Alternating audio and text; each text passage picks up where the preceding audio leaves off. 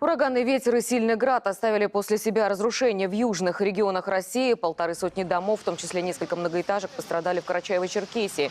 Часть крыш просто снесло. Повреждения получили здания 2 сельских школ. Всего стихия затронула 3 района республики.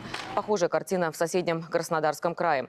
А на севере страны проливные дожди привели к росту уровня воды в реках и серьезным подтоплениям. На Колыме, где за последние пару недель выпала двухмесячная норма осадков, размыты 3 автодороги, от внешнего мира отрезано 15 поселков. В Магадане и его окрестностях было нарушено энергоснабжение. Пришлось задействовать резервную линию. В области объявлен режим чрезвычайной ситуации.